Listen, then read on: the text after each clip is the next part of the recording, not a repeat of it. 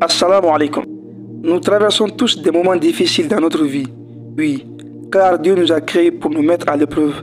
Mais il nous a aussi donné des moyens de s'en sortir à travers le Coran et les hadiths. Et dans cette vidéo, je vais te raconter un hadith avec ses secrets qui pourra littéralement changer ta vie par la grâce d'Allah. Quand tu rencontres n'importe quelle difficulté, n'importe quelle épreuve, rappelle-toi de ce hadith où le prophète sallallahu alayhi wa sallam a dit: sache que si tous les gens de la communauté se réunissaient pour te faire du bien, ils ne pourront rien faire pour toi excepté ce qu'Allah a écrit pour toi. Et s'ils se réunissaient aussi pour te faire du mal, ils ne pourront rien te faire excepté ce qu'Allah a écrit pour toi. Les plumes ont été levées et l'encre a cessé. Cela signifie que tout ce qui m'arrivera est écrit dans mon qadar, dans mon destin. Hadith rapporté par Tirmizi. Allah le Tout-Puissant a décidé que cela va m'arriver. Je n'ai rien fait pour causer cela, rien fait pour qu'il complote contre moi. C'est que je prends toujours cela comme un test d'Allah et le prier de m'aider à passer ce test en étant sur le droit chemin. Celui Al-Qadir, le Tout-Puissant, est pleinement capable de nous donner un moyen de nous en sortir de n'importe quelle épreuve. Maintenant, imagine, tu as un grand problème dans ta vie. C'est un vrai désastre, une calamité. Subhanallah. Comme nous le savons tous, la première chose à dire, c'est Inna lillahi wa inna ilayhi raji'un. À Allah nous appartenons et à lui nous retournons tous.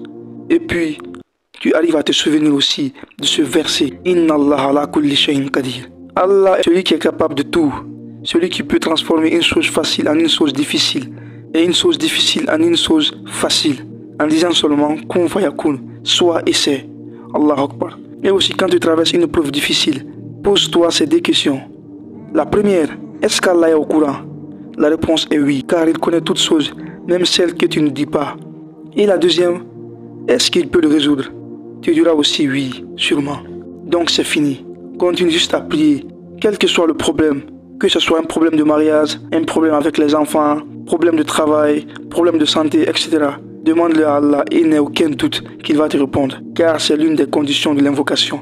Demande-le et ensuite utilise les causes. Va voir les gens ou va faire ce qu'il y a à faire de licite. Et pour finir, je te donne un exemple.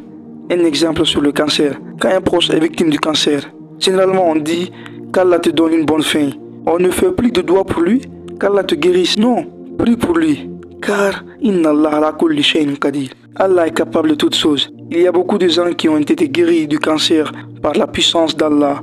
Et cela a étonné les médecins, car cela dépasse le domaine de la science. Donc ne dis jamais que c'est impossible. Seulement si tu fais tes doigts, commence par faire l'éloge d'Allah en disant par exemple: oh Allah mon Seigneur, le Tout-Puissant, Al-Qadir, Ar-Rahman, Ar-Rahim, ainsi de suite. Après tu pries sur le prophète. Après cela tu demandes pardon pour toi et tes frères et sœurs musulmans. Puis demande à Allah tout ce que tu fais en ayant la certitude qu'il va t'aider. Et ne dis jamais aussi que j'ai demandé quelque chose à Allah mais il ne m'a pas répondu, car Allah n'aime pas ça. Sois juste confiant et patient, qu'Allah facilite. Wallahu alam. Wassalamu alaikum wa rahmatullah.